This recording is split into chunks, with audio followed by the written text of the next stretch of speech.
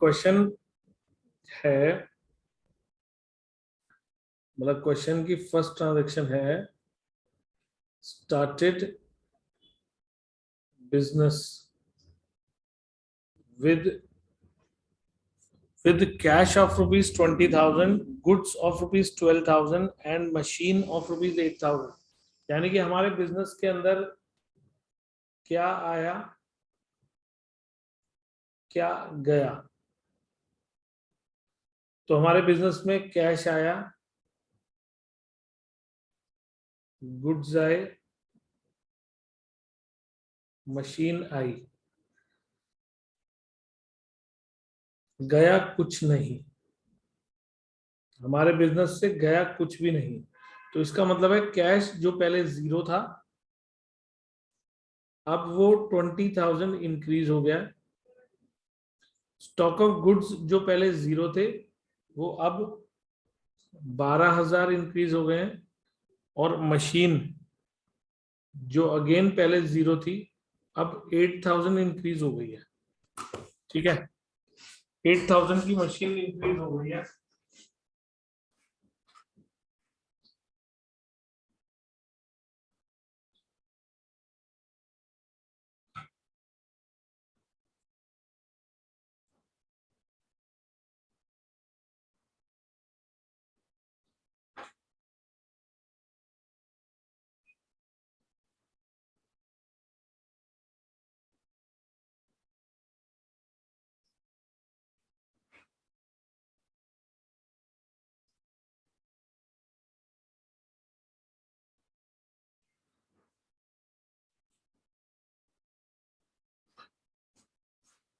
ठीक है, तो हमारे पास से गया कुछ भी नहीं तो माइनस कुछ भी नहीं होगा, मतलब कोई असेट माइनस नहीं होगा, सारे प्लस ही हो रहे हैं।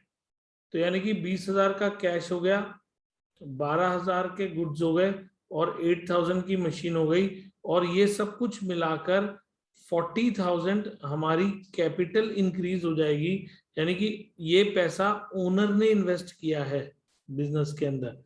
दैट मीन्स कि कैश, स्टॉक और मशीन के साथ ओनर ने बिजनेस शुरू किया है। तो कैपिटल क्रिएट हो गई बुक्स के अंदर 40,000। ठीक है, इज इट क्लियर? इस पहली ट्रांजैक्शन में किसी तरह का कोई डाउट?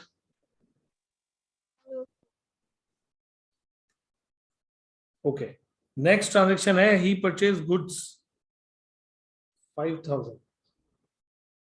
तो परचेज्ड गुड्स वर्थ रुपीज 5,000। क्या आया क्या गया?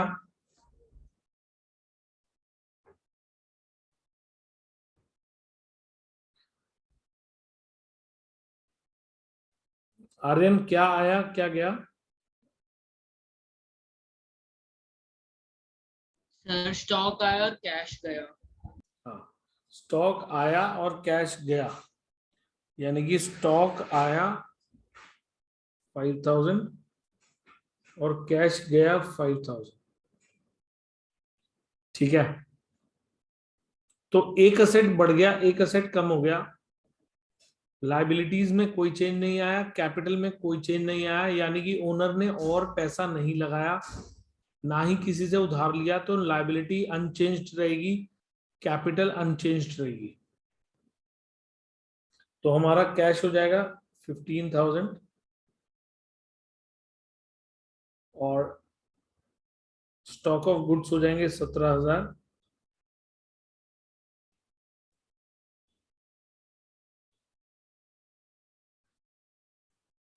और कैपिटल एज इट इज 40 रहेगी। यानी कि LHS is equal to RHS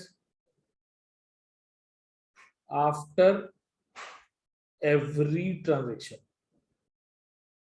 business की हर ट्रांजेक्शन के बाद LHS और RHS आप चेक कर सकते हो कि बराबर ही रहेगी। ठीक है, नेक्स्ट ट्रांजेक्शन है हमारी सोल्ड गुड्स costing 2000 for 2500.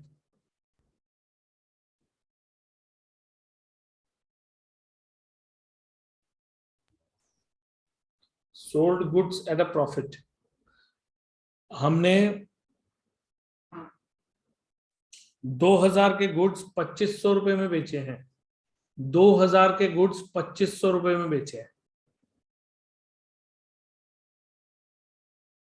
क्या आया क्या गया? सर स्टॉक गया, सर कैश आया, कैपिटल बढ़ा और सर स्टॉक गया। कैश आया 2500 रुपए, स्टॉक गया 2000 रुपए, मतलब और कॉस्ट सर कैपिटल बढ़ेगा 500 रुपए। कॉस्ट प्राइस बता रहा हूँ एक मिनट। कॉस्ट प्राइस हमारा माइनस होगा स्टॉक में से, क्योंकि 2000 की कॉस्ट के गुड्स हमारे पास से चले गए। मगर अगर हम इसके अलावा कुछ नहीं सोचते तो हमारी LHS is not equal to RHS now, क्योंकि हमारी LHS के अंदर 500 रुपए से फर्क आ जाएगा। जो RHS में 500 रुपए नहीं है, LHS 500 ज्यादा हो जाएगी, क्योंकि हमने इस डील के अंदर प्रॉफिट कमाया है। प्रॉफिट, बिजनेस के अंदर प्रॉफिट होता है तो कैपिटल बढ़ जाती है उतनी अमाउंट से जितना प्रॉफिट हो रहा है। तो इस डील में हमें 500 रुपए का प्रॉफिट हुआ है, तो 500 रुपए से हम कैपिटल इंक्रीज कर देंगे, और ऐसा करने से हमारी LHS इक्वल टू RHS रहेगी। आप इसको ऐसा कह सकते हो कि मैं इन्हें इक्वल रखने के लिए ऐसा कर रहा हूं, या फिर ये कह रहा हूं, कह सकते हो कि मैं नेचुरली जो करूंगा उससे ही अपने आप इक्वल हो जाएंगी। मतलब मुझे इन्हें कभी जबरदस्ती इक्वल नहीं करना पड़ेगा, अपने आप ही इक्वल होगी अगर मैं करेक्टली सोचूंगा तो मेरी नेक्स्ट मतलब न्यू क्वेश्चन रहेगी 17,500 का कैश हो गया, 15,000 का स्टॉक हो गया और 8,000 रुपए की मशीन चल रही है। तो 17,500 और 15 हो गए 32,500 और 8,000 हो गए 40,500, और दैट इज इक्वल टू 40,500। यहां क्लियर हुआ? यस सर, हो गया क्लियर। फोर्थ ट्रांजैक्शन है purchase goods on credit 7,000। Goods हमने खरीदे क्रेडिट में 7,000। Purchased goods on credit 7,000। क्या आया क्या गया?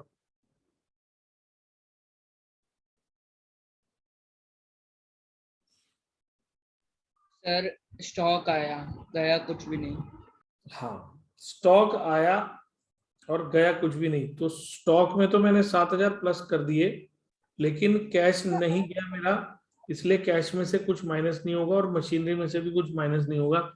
मतलब मेरा स्टॉक इंक्रीज हो गया मगर कोई और असेट डिक्रीज नहीं हुआ। ठीक है? हाँ जी निकिता। सर क्रेडिटर क्या होता है? बता रहा हूं। क्रेडिटर का मतलब होता है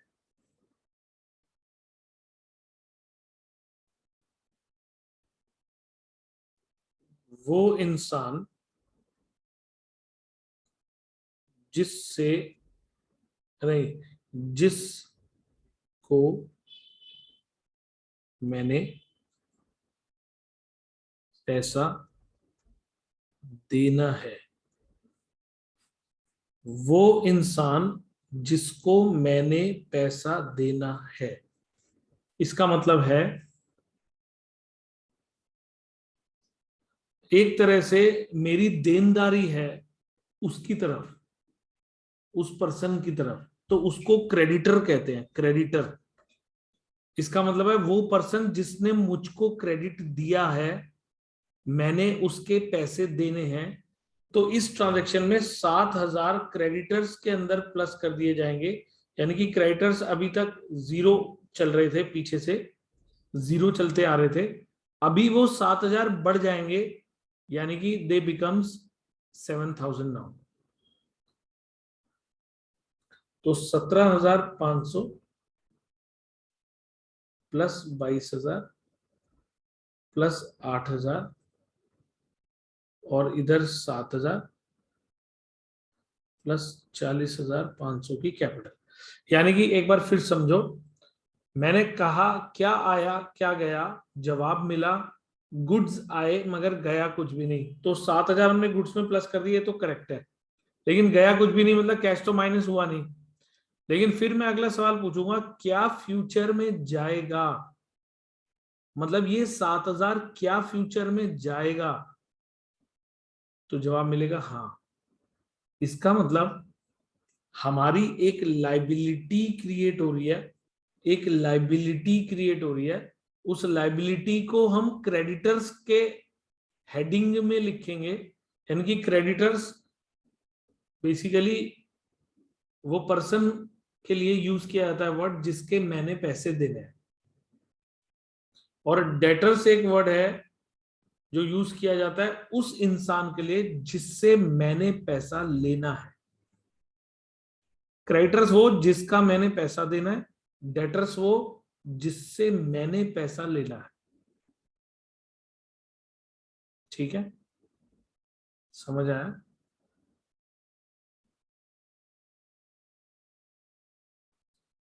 क्लियर हुआ निकिता?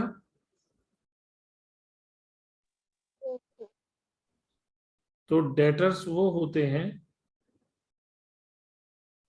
वो इंसान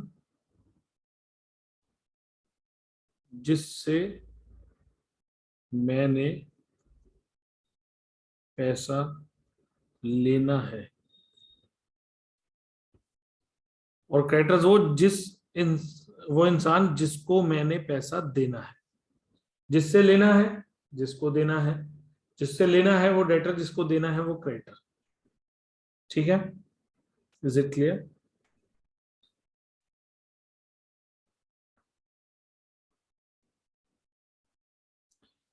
fifth transaction, payment made to creditors in full settlement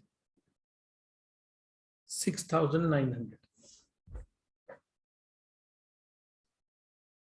paid to creditors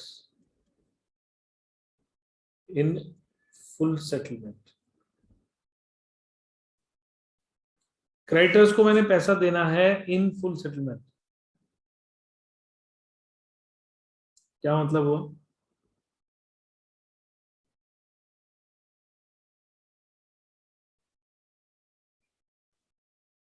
हाँ जी, सर क्या इसका मतलब कि जैसे उसने कहा कि उसको पैसे अभी अर्जेंट चाहिए, तो तुम एक काम करो, तुम मेरे को पैसे थोड़े कम दे दो। हाँ, बेसिकली क्या होता है बिजनेस के अंदर, एक हर इंसान को ना एक डर लगा रहता है कि मेरा पैसा ना कहीं मर ना जाए। समझ रहे हो? मर जाने से मेरा मतलब है कि उसको ये लगा रहता है कि कहीं ऐसा ना हो कि मेरा पैसा डूब जाए। ठीक है, मेरा पैसा डूब जाए, ऐसा उसको लगता है बिजनेसमैन को ऑलवेज, कि कहीं मेरा पैसा डूब ना जाए। मगर होता क्या है कि इस डर को हटाने के लिए बिजनेसमैन ये सोचता है कि मैं ना सामने वाले से कहता हूं कि तू ना मेरे को जल्दी पैसे दे दे, मैं तेरे को कुछ डिस्काउंट दे दूंगा। डिस्काउंट दे दूंगा मतलब डिस्काउंट से मतलब है कि वो मेरे कुछ पैसे छोड़ दे। मतलब मैंने उसके 7,000 देने हैं, पर वो कह रहा है तुम 6,900 दे दो, 100 रुपए छोड़ो। और इस लालच में ना बहुत लोग दे भी देते हैं कि यार अभी तो ये ऑफर मिल रही है। आपको पता है जब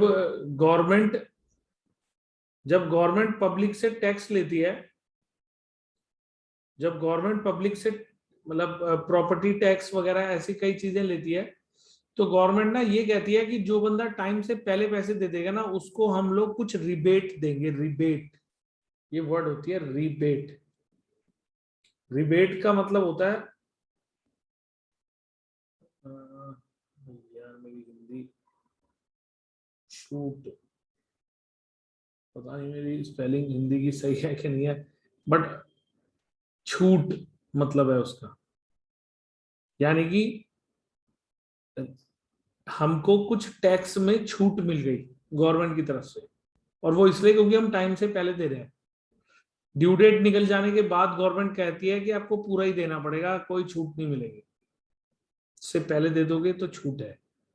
तो ये सब कुछ इसलिए किया जाता है कि सारी दुनिया छूट का फायदा उठाकर पैसे पहले दे दे। तो बिजनेस में तो ये कॉमन प्रैक्टिस है, किसी को डिस्काउंट देना या किसी से डिस्काउंट लेना, मतलब it is a very common practice in business. ठीक है, तो अगेन हमारा सवाल, क्या आया क्या गया इस ट्रांजैक्शन में, हमारे पास क्या आया और क्या गया?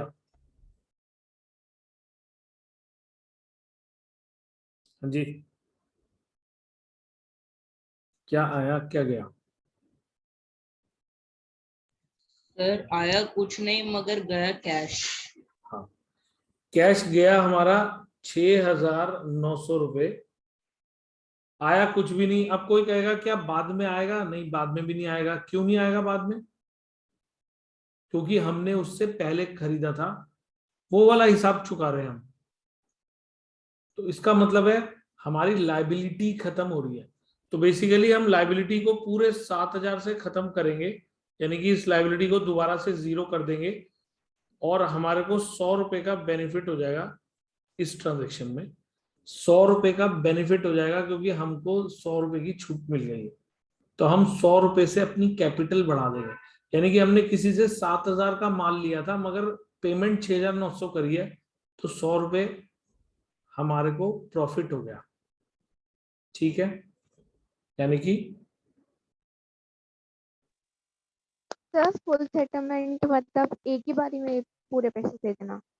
हाँ, फुल सेटलमेंट का मतलब है कि इसके बाद हमारा आपस में कोई हिसाब नहीं बाकी रह जाएगा। मतलब फुल एंड फाइनल सेटलमेंट बोलते हैं उसको, कोई फुल सेटलमेंट बोलता है, एक ही बात है। इसका मतलब है कि फुल एंड फाइनल सेटलमेंट में आपको मैं 6,900 दे रहा हूं जबकि मेरा 7,000 का हिसाब है, तो इसका मतलब है आज के बाद हमारा कोई हिसाब नहीं रह जाएगा, नील हो जाएगा। मतलब मैं अपनी बुक्स में अपनी लाइबिलिटी को नील कर दूंगा।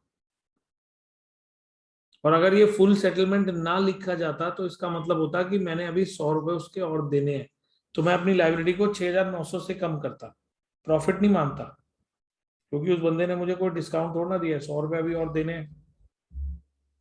ठीक है ना? तो बिजनेस के अंदर डिस्काउंट वैसे बहुत कॉमन प्रैक्टिस है, लेकिन जब तक क्वेश्चन ना कहे हम ये नहीं मान सकते कि हमने, मतलब हमें डिस्काउंट मिला है।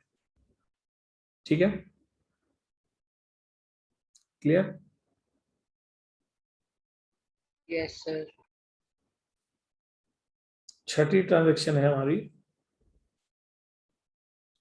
Sold goods on credit costing 5,400 for 6,000।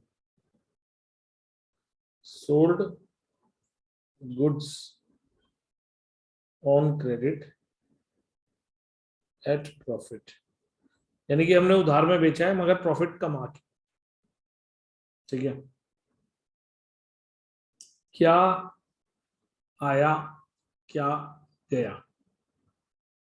Sir आया कुछ नहीं गया स्टॉक। आया कुछ नहीं गया स्टॉक, स्टॉक गया 5,400 का, लेकिन आया कुछ नहीं। क्या फ्यूचर में आएगा? यस सर आएगा। तो अगर फ्यूचर में आएगा ना, तो ये जो आपके अभी डेटर्स चलते आ रहे हैं ना, जो अभी तक तो जीरो चल रहे थे, उसके अंदर 6,000 प्लस हो जाएंगे, यानी कि हमारे डेटर्स क्रिएट हो जाएंगे बुक्स में 6,000 रुपए के। ठीक है,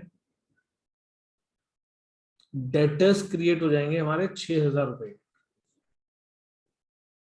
ठीक है, समझ में आया?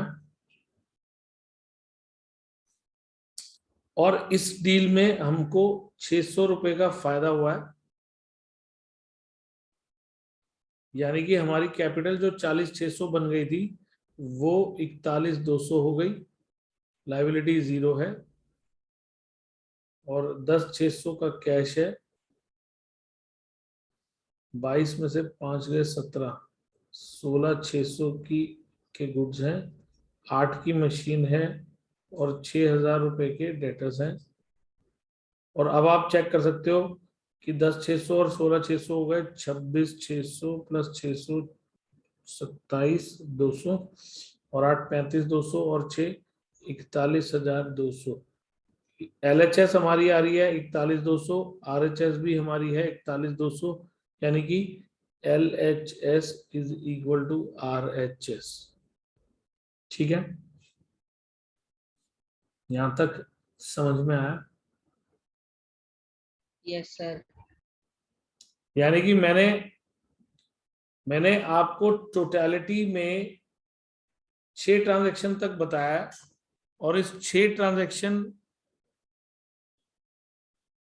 के बाद भी हमारी LHS हमारी RHS के बराबर है, यानी कि हर ट्रांजैक्शन, ये जितनी भी ट्रांजैक्शन आप देख रहे हो जिनको मैं हाईलाइट कर रहा हूं, हर ट्रांजैक्शन हमारी इक्वेशन को मॉडिफाई करती जा रही है, मगर रहेगी इक्वली, LHS RHS के इक्वली चलेगी। हमारी गलती से वो अनइक्वल हो सकती है, हमारी गलती से अनइक्वल हो सकती है कि हमने कुछ गलत सोचा, पर अगर हम सही सोचेंगे तो वो हमेशा बराबर चलेगी। ठीक है,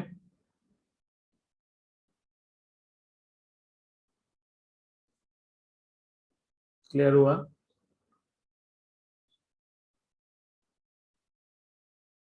हाँ जी सर। कोई सवाल है दिमाग में? नहीं सर। निकिता, कोई क्वेश्चन माइंड में आ रहा है?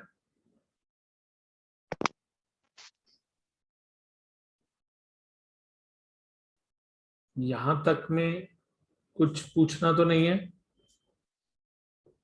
क्योंकि मैं आज की क्लास ना यहीं पे खत्म कर रहा हूं, मुझे कहीं जाना भी है। मैं इस क्वेश्चन को आधा आज करा रहा हूं, आधा हम इसे कल कंप्लीट करेंगे। We will take class tomorrow also, मतलब इस क्वेश्चन को यहीं से आगे कंटिन्यू करूंगा कल। ठीक है,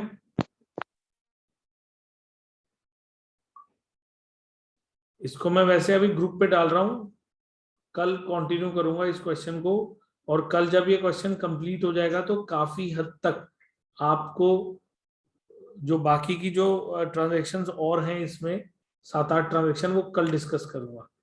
और उसके बाद आपको ये क्वेश्चन मुझे अगेन 2 बार करके देना होगा, और ये क्वेश्चन आपको असल में ये चैप्टर पूरा सिखा देगा।